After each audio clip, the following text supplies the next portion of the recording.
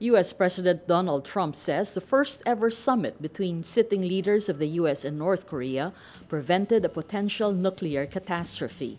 Trump tweets, "The world has taken a big step back from potential nuclear catastrophe.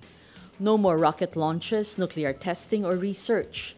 The hostages are back home with their families. Thank you to Chairman Kim. Our day together was historic." The unprecedented encounter on Tuesday in Singapore saw Trump shake hands with Kim as they stood as equals in front of their nation's flags. In a joint statement following the talks, Kim agreed to the complete denuclearization of the Korean peninsula.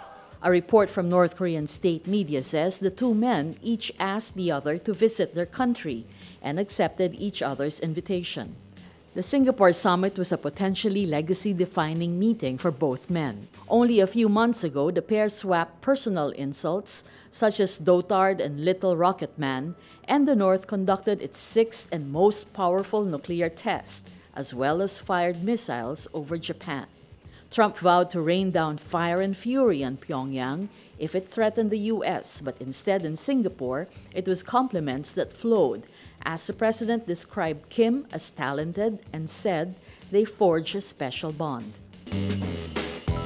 Unlike the House of Representatives, the Senate is not keen on abolishing the Presidential Commission on Good Government, or PCGG, the agency tasked to recover the billions of pesos plundered during the Marcos dictatorship. The Senate also rejects the transferring of its powers to the Office of the Solicitor General, or OSG. 19 senators signed the committee report, and some of them indicated their desire to interpolate and introduce amendments. Justice Committee Chair Senator Richard Gordon sponsored the report on May 28, after he himself filed a bill seeking the abolition of PCGG and the Office of the Government Corporate Counsel and transferring its powers to the OSG in December 2017. Gordon decided to take a second look and now says he disagrees with the PCGG abolition because it's a performing agency. Senator Panfilo Lacson adds the proposal is still in the committee report and would have to undergo debates and amendments before it is finalized.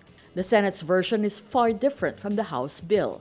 The House approved HB 7376 on third and final reading, which seeks to abolish the two agencies.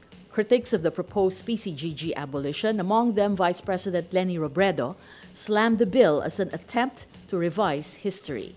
Solicitor General Jose Calida, a known Marcos supporter, supports the bill, arguing that it would result in a leaner, cleaner government bureaucracy which is better able to address the people's urgent needs.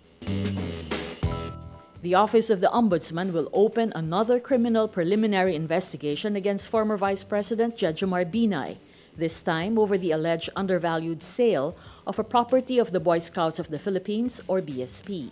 In a statement Wednesday, the Office of the Ombudsman says Binay will undergo a preliminary investigation for graft and an administrative adjudication for gross neglect of duty.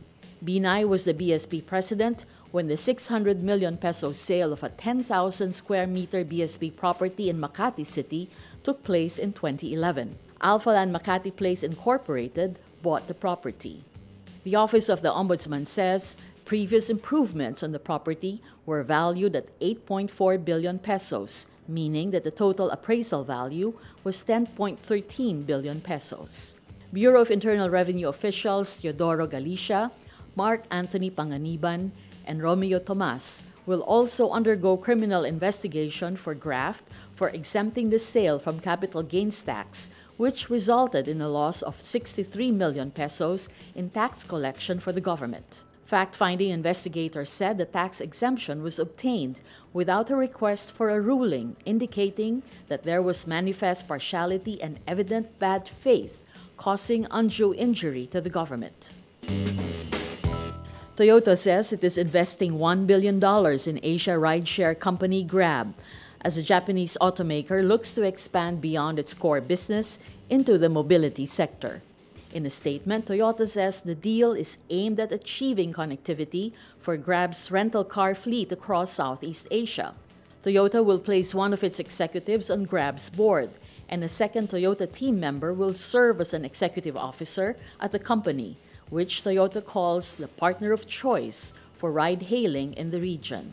But the deal has run into trouble, with Singapore saying in April that it would impose restrictions on the acquisition until it concludes a probe into whether the sale may have infringed competition rules.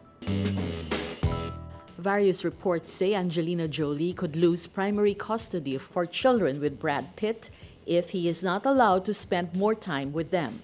Citing court documents obtained by celebrity website The Blast, People magazine says a judge named specific steps that Jolie needs to help her children improve their relationship with her father. Among these steps are giving Pitt her kids' cell phone numbers and allowing him to call anytime without monitoring their calls or reading their text messages with him. The court also specifies a visitation schedule where Pitt gets allocated a certain number of hours a day to spend with his kids as he stays in London. Pitt will also get custody of the kids from July 21 to 29 when he returns to California. Jolie is only allowed to call them on the phone once a day at a prearranged time. Their eldest son, 16-year-old Maddox, is exempt from the schedule because he is deemed old enough to determine how much time he spends with Pitt. The arrangement also requires a child therapist be present at certain periods as Pitt spends time with the kids. The couple shares 6 kids. Jolie filed for divorce from Pitt in September 2016, citing irreconcilable differences.